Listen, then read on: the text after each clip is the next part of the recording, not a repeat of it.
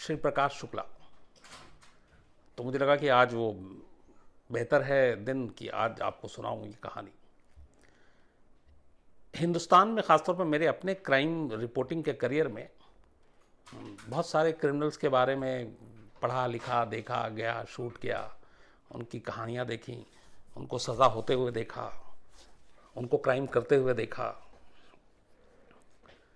लेकिन कहते हैं कि श्री प्रकाश शुक्ला जैसा क्रिमिनल इस देश में दूसरा नहीं हुआ। मतलब जितना ज़्यादा उसका आतंक था 90 के दशक में, वो किसी और क्रिमिनल का कभी हुआ नहीं। श्री प्रकाश शुक्ला के साथ दो तीन चीज़ें जुड़ी हुई हैं। एक, वो हिंदुस्तान का पहला ऐसा गैंगस्टर या क्रिमिनल था जिसने AK-47 का यूज़ किया सबसे पहली बार। और वो जब भी चलता था AK-47 लेकर चलता था। कहते हैं कि जब उसका इनकाउंटर हुआ उस दिन उसके पास AK-47 नहीं था। अगर होता तो शायद उस एनकाउंटर को भी वो नाकाम बना देता और निकल जाता। दूसरा, ये ऐसा क्रिमिनल था जिससे पुलिस तक डरती थी। तो ऐसी कई कहानियां हैं कि एक बार वो गाड़ी में अपने दो साथियों के साथ जा रहा था लखनऊ के पास से ही, और नाकेबंदी थी, रूटीन चेकिंग। तो एक पुलिस वाले ने एक नाके पे गाड़ी रोकी, हाथ दिया। उसे मालूम नहीं था कि गाड़ी में कौन है। उसने शीशा बोला गिराने के लिए। उसके बाद सिर्फ दो सवाल पूछा उसने कि क्या नाम है, कहाँ जा रहे हो। तो उसने अपने आप को छुपाया नहीं। उसकी मतलब उस वक्त की डेयरिंग ये थी श्री प्रकाश शुक्ला की कि जब पुलिस वाले ने पूछा तो उसने अपने पैर के नीचे रखा हुआ AK-47 उठाया, उसको दिखाया, कह रहा ये AK-47 है और मेरा नाम श्री प्रकाश शुक्ला है, और कुछ पूछना है। कहते हैं इसके बाद वो पुलिस वाला पीछे हट गया, नाका हटा और वो वहाँ से निकल गया। ये उसकी दहशत थी पुलिस वालों के बीच में। दूसरा, ये श्री प्रकाश शुक्ला के साथ जो एक सबसे बड़ी चीज़ थी जो शायद उसकी मौत की वजह भी बनी, ये पहला ऐसा क्रिमिनल था, गैंगस्टर था, जिसने सीधे एक चीफ मिनिस्टर की सुपारी ले ली थी, और वो भी 6 करोड़ में। और वो चीफ मिनिस्टर तब से कल्याण सिंह, बीजेपी के बहुत बड़े नेता, बहुत ताकतवर नेता, कल्याण सिंह की सीधे सुपारी ले ली थी। इसने बिहार के एक मंत्री का मर्डर किया, एक MLA का मर्डर किया, खुद चुनाव लड़ना चाहता था।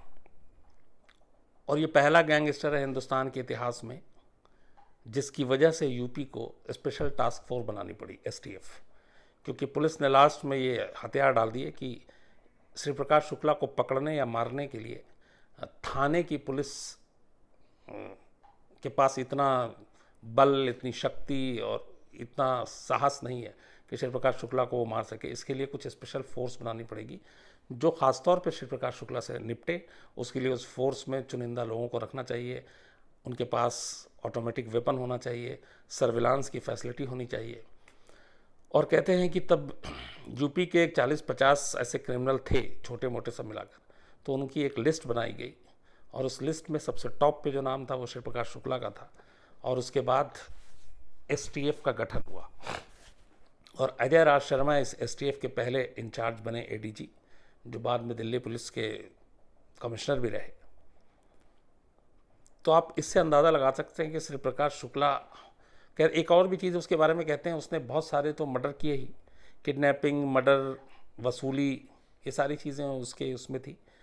अपने हाथों से उसने 20 लोगों को मारा। मतलब अपने उसके गैंग में सिर्फ 4 लोग हुआ करते थे, सिर्फ 4।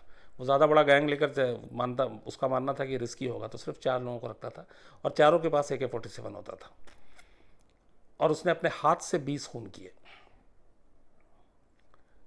तो ये सारी चीज़ें श्री प्रकाश शुक्ला के साथ जुड़ी हुई थी। अब जाहिर सी बात है कि इतना खूंखार, इतना बड़ा, इतने बड़े बड़े मर्डर कर रहा है, किडनैपिंग कर रहा है, क्यों? बाद में पता चला था कि इसके पीछे जो उसको बचाने वाले लोग भी थे वो पॉलिटिशियन थे, कुछ पुलिस वाले थे, कुछ IAS अफसर थे जो ऊंचे ऊंचे पोस्ट पे बैठे हुए थे। और ये सारी चीज़ें हवा में नहीं है। जब वो मारा गया उसके बाद जो उसकी डायरी मिली थी उसमें सारे कॉन्टेक्ट नंबर ऐसे नेताओं के मिले थे, ऐसे पुलिस वालों के मिले थे, IAS अफसर के मिले थे। तो ये एक हल्की सी आपको मैंने उसकी झलक बताई ताकि अंदाज़ा हो कि श्री प्रकाश शुक्ला चीज़ क्या था। अब इसकी पूरी कहानी ये है कि अच्छा, श्री प्रकाश शुक्ला की जो क्राइम की ज़िंदगी रही वो सिर्फ 5 साल की रही। उसने 5 साल में ही ये सब कुछ किया, 5 साल में ही उसका इतना आतंक फैला, 5 साल में। और सिर्फ 25 साल जब उसकी उम्र थी तब वो मारा गया। 20 साल की उम्र में उसने पहला क्राइम किया था, और 25 साल में श्री प्रकाश शुक्ला यूपी, बिहार, मतलब नॉर्थ इंडिया का एक बहुत बड़ा नाम आतंक था। तो गोरखपुर में एक जगह है मामखोर गांव, गोरखपुर योगी आदित्यनाथ की कॉन्स्टिट्यूंसी है, आपको पता होगा। तो गोरखपुर के पास एक गांव है मामखोर, वहाँ श्री प्रकाश शुक्ला पैदा हुआ। और कमाल देखिए, गैंगस्टर की कहानी कहाँ कहाँ जाकर मिलती है। दाऊद इब्राहिम के जो बाप थे वो पुलिस वाले थे मुंबई में, और यहाँ श्री प्रकाश शुक्ला के जो पिता थे वो एक टीचर थे स्कूल में। तो एक मास्टर, एक टीचर का बेटा, बचपन से लहीम शहीम, उसकी सेहत बहुत अच्छी थी, और इसीलिए वो पहलवानी भी करता था और अखाड़े में जाता था। और कहते हैं कि सही तरीके से उसको गाइडेंस मिलती और वो इसमें जाता तो वो एक अच्छा पहलवान बनता। तो अच्छी खासी बॉडी, पहलवानी का शौक़, पढ़ने लिखने में ज़्यादा मन नहीं लगना था।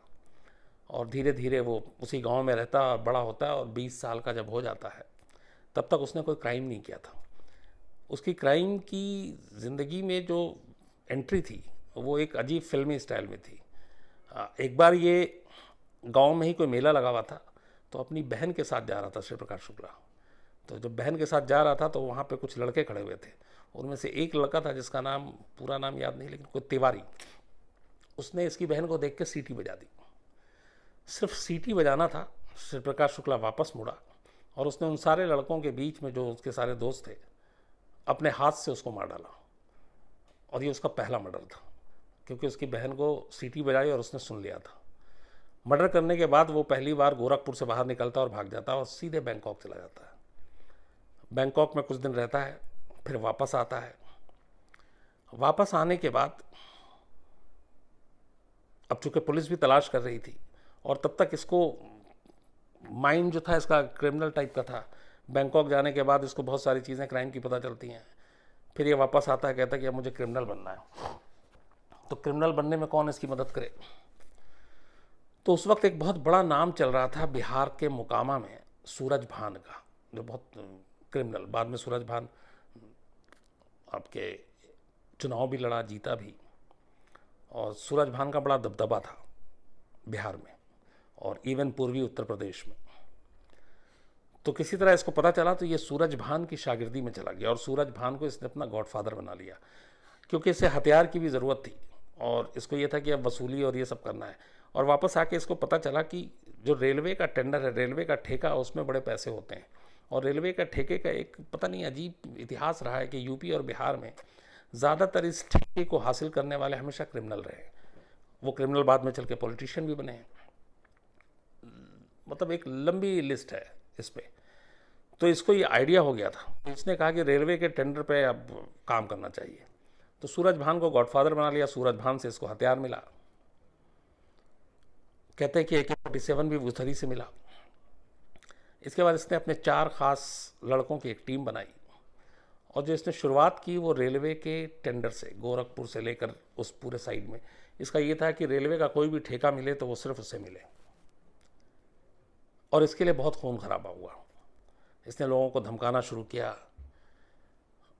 फिर से इस वक्त तक ये भी पता चल गया था कि क्रिमिनल बनने के बाद पॉलिटिशियन का रास्ता खुल जाता है, विधानसभा लोकसभा में जा सकते हैं, क्योंकि इसके सामने एक लंबी लिस्ट थी ऐसे क्रिमिनल्स की जो लोकसभा विधानसभा में बैठे हुए थे। तो ये अपने क्राइम की दुनिया में नाम कमाने के लिए ही सिर्फ ये किडनैपिंग करता है, वसूली करता है, धमकाता है। और इसका काम यूपी से फिर लेकर बिहार, दिल्ली, पश्चिम बंगाल, नेपाल, यहाँ तक फैल जाता है, झारखंड, रांची में। तो ये इन सारी चीज़ों में हाथ डालना शुरू कर देता है, और धीरे धीरे श्री प्रकाश शुक्ला एक क्रिमिनल के तौर पे यूपी में उभरना शुरू हो जाता है। 1997 में श्री प्रकाश शुक्ला को जो पहली बार सुर्खियां मिलती है वो एक वीरेंद्र शाही थे, पॉलिटिशियन। लखनऊ में सरेआम दिन दहाड़े, वीरेंद्र शाही के अपने पास खुद सुरक्षा गार्ड और सारी चीज़ें होती थी, AK-47 से भून देता है श्री प्रकाश शुक्ला और उसके साथी। कहते हैं कि वीरेंद्र शाही और ये विधायक भी, कि मौत की पीछे जो वजह थी, वीरेंद्र शाही एक चिल्लू पर है विधानसभा सीट, वहाँ से ये चुनाव लड़ना चाहता था श्री प्रकाश शुक्ला, और वीरेंद्र शाही उस जगह से हट नहीं रहा था, और वो जब तक रास्ते से ना हटे तब तक ये क्लियर नहीं होता। और इसमें कहते हैं हरिशंकर तिवारी ने भी कहीं ना कहीं मदद की थी। तो वीरेंद्र शाही की जब लखनऊ में दिन दहाड़े 41 से मर्डर होता है तो पूरे यूपी में एक सनसनी फैल जाती है और लगता है कि ये क्या हुआ। ये 1997 की बात है। इसी बीच में एक थोड़े दिनों के बाद एक कुणाल रस्तोगी बिजनेसमैन, यूपी के बहुत बड़े, वो अपने बेटे के साथ जा रहे थे कार में, तो ये किडनैप करने की कोशिश करता है श्री प्रकाश शुक्ला। कुणाल रस्तोगी जो है वो विरोध करते हैं तो वो गोली मार देता है, उनकी मौत हो जाती है और बेटे को उठा कर ले जाता है। अब इस किडनैपिंग से भी बड़ा हंगामा होता है यूपी में, क्योंकि एक बड़ा बिजनेसमैन के गोली मार के मर्डर, बेटे को उठा कर ले गए। यूपी पुलिस पूरी कोशिश कर लेती है लेकिन बच्चे को बरामद नहीं कर पाती है। बाद में 1 करोड़ रुपए में डील होता है, क्योंकि उस परिवार को लगता है, बिजनेस फैमिली को, कि बाप तो चला गया, बेटा भी ना चला जाए। तो श्री प्रकाश शुक्ला 1 करोड़ में डील होता है, 1 करोड़ की सुपारी लेता है और उसके बेटे को रिहा कर देता है। ये इंसिडेंट भी श्री प्रकाश शुक्ला को एक बड़ा क्रिमिनल बनाने में मदद करता है। अखबारों में फिर उसकी सुर्खियां छपती हैं। लेकिन अभी तक कमाल ये था कि श्री प्रकाश शुक्ला की किसी के पास तस्वीर ही नहीं थी। मतलब जब वो पहला मर्डर करता है, बैंकॉक जाता है, फिर आता है, उसके बाद ये सारी चीज़ें कर रहा है, लेकिन पुलिस के पास श्री प्रकाश शुक्ला की एक भी फोटो नहीं थी, कहानियां सारी थी। अब यहां से इसके बाद श्री प्रकाश शुक्ला अपना धीरे धीरे धीरे उसका कद बढ़ रहा है। इसी बीच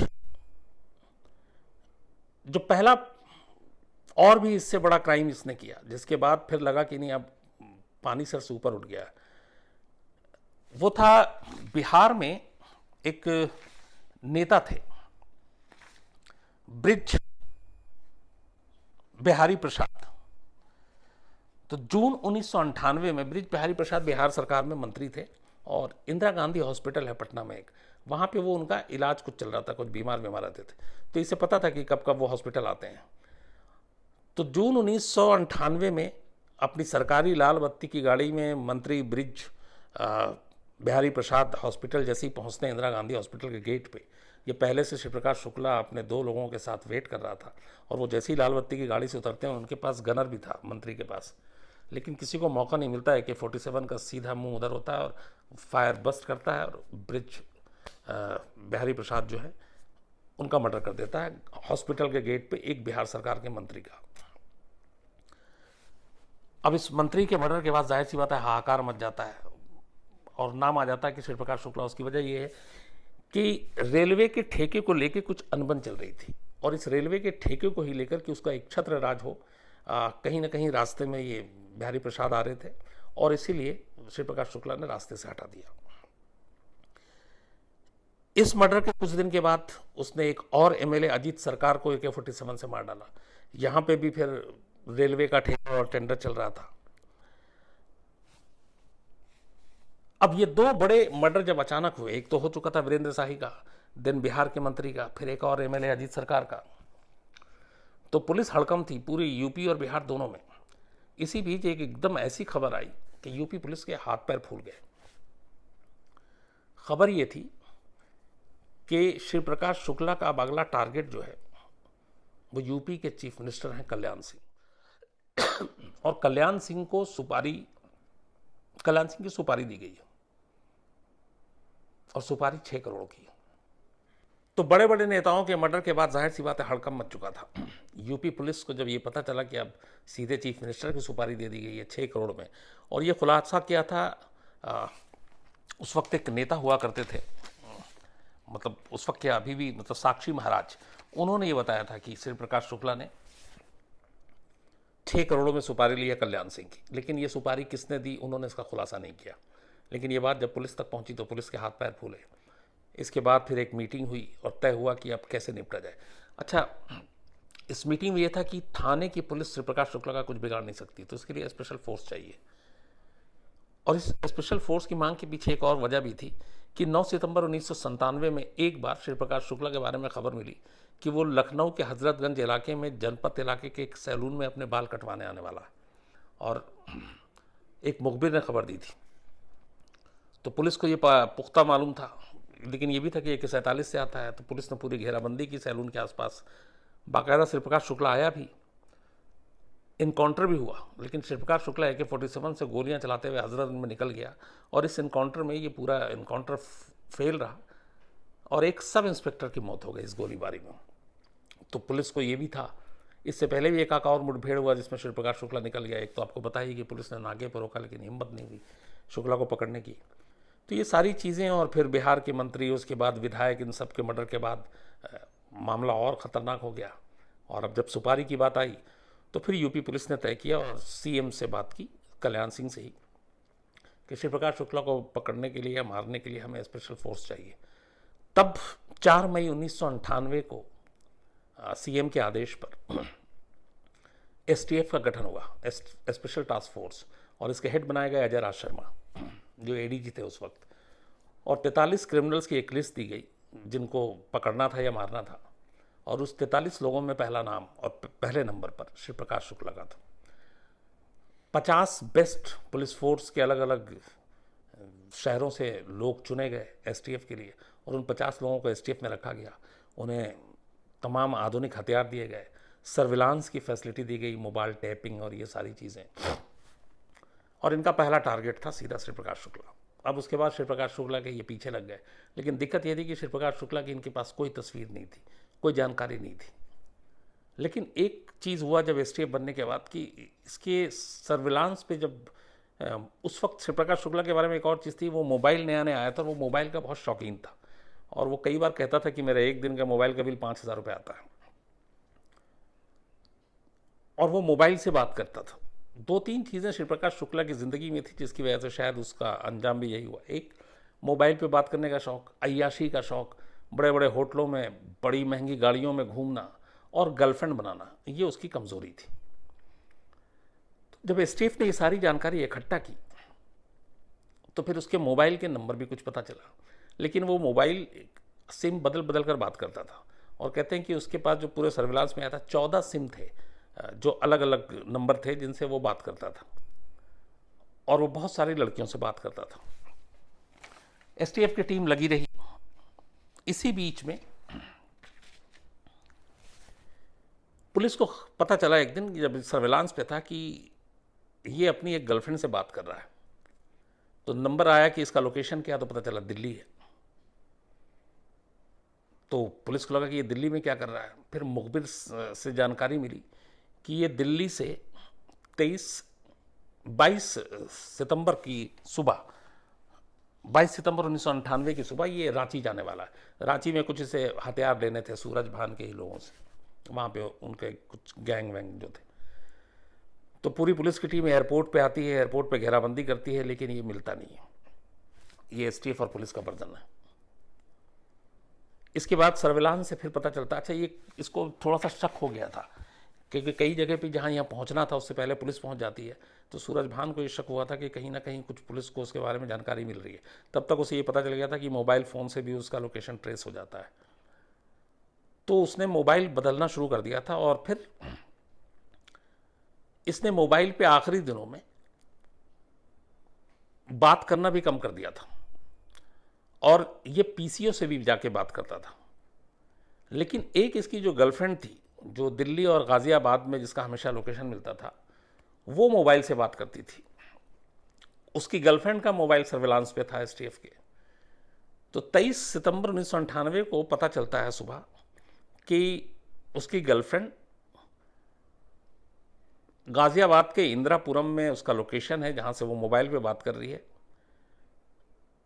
और वहीं PCO है एक, और उस PCO से श्री प्रकाश शुक्ला बात कर रहा है। श्री प्रकाश शुक्ला PCO जो था वो से बात कर रहा था, और उसकी गर्लफ्रेंड जो है वो मोबाइल से बात कर रही थी। और ये इलाका जो है गाज़ियाबाद दिल्ली के बिल्कुल करीब है। तो पुलिस को जब ये लोकेशन पता चलता है तो STF की टीम फ़ौरन तैयार होती है, और इसके बाद STF की टीम वहाँ पहुँचती है। तब तक ये गाड़ी में बैठ चुका होता है, और गाड़ी में इसके साथ 2 और लोग थे, 2 इसके साथी। अब पुलिस STF की टीम इसकी गाड़ी का पीछा कर रही है, ये गाड़ी आगे आगे है। तब तक श्री प्रकाश शुक्ला को पता चल जाता है कि पुलिस उसके पीछे लग गई है, उसे मालूम था कि पुलिस उसे मार डालेगी। उस दिन खुशकिस्मती से एक अच्छी चीज़ ये थी कि चूंकि वो दिल्ली आया हुआ था और उसको रांची जाना था एयरपोर्ट से, तो वो 47 लेकर नहीं चल सकता था, और AK-47 वो हमेशा तभी रखता था जब वो गाड़ी में, कार में ट्रैवल करता था। तो उस दिन उसके पास पिस्टल तो थी तीनों के पास, लेकिन AK-47 नहीं था। तो वो यहाँ पे फंस गया। इधर STF की टीम ने उसको एक इंदिरापुरम में एक सुनसान जगह पे, जहाँ पे सारी बिल्डिंग बन रही थी, वहाँ ले जाकर उसको घेर लिया। उसके बाद दोनों तरफ से फायरिंग हुई। शिव प्रकाश शुक्ला और उसके साथियों ने पिस्टल से फायरिंग की, इधर STF ने। उधर से 14 राउंड गोलियां चली शिव प्रकाश शुक्ला की तरफ से, क्योंकि पिस्टल में और गोलियां थी नहीं उन लोगों के पास इतनी, और इधर से करीब 45 राउंड गोलियां चली, और शिव प्रकाश शुक्ला मारा गया वहां पर। इसके बाद CM को, बाकी लोगों को खबर दी गई। ये बहुत बड़ी एक कैच थी, बहुत बड़ा एक सक्सेसफुल ऑपरेशन था, एक ऐसे शख्स का जिसने यूपी में आतंक मचा रखा था। तो ये तो हुई पूरी कहानी जो पुलिस का वर्जन है। कि इसकी दूसरी कहानी भी है इसके क्लाइमैक्स में। वो ये है कि जब इसके मोबाइल लोकेशन से और मुखबिर से पता चला कि ये दिल्ली से रांची जाने वाला है हथियार के खेप लेने के लिए, तो दिल्ली पुलिस और यूपी पुलिस के ज्वाइंट ऑपरेशन में मिलकर इसको दिल्ली में एयरपोर्ट के पास ही पकड़ लिया गया था। पकड़ने के बाद इसको रखा गया, और उसके बाद में गाज़ियाबाद में ले जाकर उसी जगह पे जिस जगह पे ये इनकाउंटर हुआ था, वहाँ उसे गोली मार दी गई। ये दूसरा वर्जन है जिसकी लेकिन पुष्टि नहीं हुई है, लेकिन ये मीडिया में ये खबरें इसी तरह तैरती रहीं शुरू से ही कि उसका पीछा करके नहीं मारा गया, बल्कि उसको एयरपोर्ट से उठा लिया गया था और उसके बाद ले जाकर मारा गया, क्योंकि शिव प्रकाश शुक्ला को पकड़ने का कोई इरादा भी नहीं था पुलिस का। तो ये दो वर्जन है। खैर, शिव प्रकाश शुक्ला की मौत के बाद उसके सारे मोबाइल के डिटेल खंगाले गए। उस गाड़ी से एक डायरी मिली, और उस डायरी में बहुत सारे नेताओं के फ़ोन नंबर मिले, नाम मिले, पुलिस वालों के नंबर मिले, नाम मिले, IAS अफसरों के नंबर मिले, नाम मिले। और उस वक्त STF ने जब जांच की, उन चीज़ों को बाद में दबा दिया गया। तो कहते हैं बहुत बड़े बड़े नाम थे नेताओं के और पुलिस अफसरों के, और ये लोग उसको संरक्षण देते थे, बदले में शिव प्रकाश शुक्ला उन्हें पैसे देता था। बट कोई भी बड़ा शख्स या बड़ा आदमी या बड़ा पुलिस अफसर, किसी के खिलाफ कभी कोई केस बना नहीं इस मामले में, शिव प्रकाश शुक्ला जैसे क्रिमिनल की मदद करने में। लेकिन इसके बाद जब अजय राज शर्मा जी दिल्ली के कमिश्नर बने, और इसके जो वो थे उस वक्त SSP अरुण कुमार थे, बहुत अच्छे अफसर, वो यूपी पुलिस के रहे, CBI में भी गए बाद में। तो अलग अलग मौके पे जब भी हम लोगों ने बात की ऑफ द रिकॉर्ड, और ये तो इनका कहना था कि मतलब क्या, आपने उनके पुलिस करियर में बहुत सारे क्रिमिनल देखे, गैंगस्टर देखे, बट ये बिल्कुल ही पागल जैसा क्रिमिनल था, और सिर्फ 5 साल की इसकी क्राइम की ज़िंदगी थी 1993 से लेकर 1998 तक, और इसी दौरान में इसने सब कुछ किया। क्योंकि पुलिस कहती है कि पहला जो मर्डर था वो एक, आप उसको क्राइम की कैटेगरी में भी नहीं रख सकती, एक छेड़खानी थी जिसमें एक भाई होने के नाते उसने मार दिया, वहाँ तक समझ में आता है। लेकिन उसके बाद जो उसने क्राइम की दुनिया में कदम रखा, उसका सिर्फ एक सपना था कि पूरे यूपी और बिहार में रेलवे का जो भी टेंडर खुले, जो भी ठेका मिले, वो सिर्फ और सिर्फ शिव प्रकाश शुक्ला के नाम पे आना चाहिए। इसकी एक और कहानी थी कि एक ऐसे ही 4 ठेकेदार जो रेलवे के ठेके लेते रहते थे, उसको इसने धमकाया था कि तुम हटा लो, अपना नाम हटा लो। उन्होंने नहीं हटाया। लखनऊ के एक दिलीप होटल में ये लोग मौजूद थे, और उस दिलीप होटल में ये चारों ठेकेदार थे, और ये बात है 1997 अगस्त की। दिलीप होटल के एक रूम में 6 से 7 ठेकेदार, उनको टेंडर मिल गया था, तो 4 ठेकेदार और उनके 4 दोस्त इस रूम में जश्न मना रहे थे लखनऊ में एक दिलीप होटल में। शिव प्रकाश शुक्ला गुस्से में वहाँ पहुँचता है, और वो उन चारों ठेकेदारों को जानता था, उनको कमरे में रोकता है, बाकी उनके 4 दोस्तों को कहता है कि मेरा नाम शिव प्रकाश शुक्ला है, चले जाओ। दोस्त बाहर निकलते हैं और उन चारों को AK-47 से उसी रूम में ये गोली मार देता है, और 4 ठेकेदार की ऐसे मौत होती है। इसकी एक और भी थी कि ये जब भी जिससे मिलता था, या इवन पुलिस वाले से, तो एक शौक था अपना नाम बताने का, तो शिव प्रकाश शुक्ला हूँ मैं, मेरा नाम है। तो कहते हैं कि इतना ही काफ़ी होता था, और वो यही चाहता था। तो इसका एक ये था कि सिर्फ रेलवे के ठेके पे उसका नाम हो। उसके बाद ये धीरे से फिर अपने गुरु और जो तमाम इसके पुराने जो गॉडफादर हैं उनकी तरह, सूरज भान और इन लोगों की तरह, वो पहले असेंबली में जाए, फिर लोकसभा में जाए, और उसकी तैयारी कर रहा था। और इसका ये था कि बस चुनाव लड़ना है। लेकिन जो सीएम की सुपारी की बात जब पुलिस के कानों तक पहुंची, तब उसके बाद पुलिस के हाथ पैर फूल गए और उन्हें लगा कि अब ये बहुत ज़्यादा हो गया है और अब कुछ करना पड़ेगा। और तब इस क्रिमिनल के लिए स्टेप बनाना पड़ा, फिर ये पूरा ऑपरेशन चला। हालांकि इसके एनकाउंटर की कहानी मैंने आपको शॉर्ट में बताई, लेकिन लंबी इसकी प्लानिंग, लगातार उसके पीछे सर्विलांस, और इसकी मौत की वजह इसकी गर्लफ्रेंड ही बनी, क्योंकि ये गर्लफ्रेंड से लंबी लंबी शाम होने के बाद ये बहुत देर देर तक गर्लफ्रेंड से अपनी बातें करता था। और उस वक्त पुलिस को पूरा मौका मिल जाता था, एसटीएफ को, इसका लोकेशन पता करने में, ये बाकी चीज़ें जानकारी हासिल करने में। जैसे कई बार कि वहाँ शॉपिंग पे जाना है, ये है, वहाँ से वो दिलाऊंगा, यहाँ लाऊंगा, तो वो सारी चीज़ें भी पता चल जाती थी। तो ये चीज़ें इसको पुलिस के लिए काफ़ी कारगर साबित हुई, और इस तरीके से इसका जो खात्मा हुआ, एक मोबाइल का इसका शौक़, दूसरा गर्लफ्रेंड का शौक़, ये चीज़ें इसके खिलाफ गई, और इन्हीं चीज़ों ने पुलिस को श्री प्रकाश शुक्ला तक पहुँचने में काफ़ी मदद की। तो ये थी कहानी श्री प्रकाश शुक्ला की।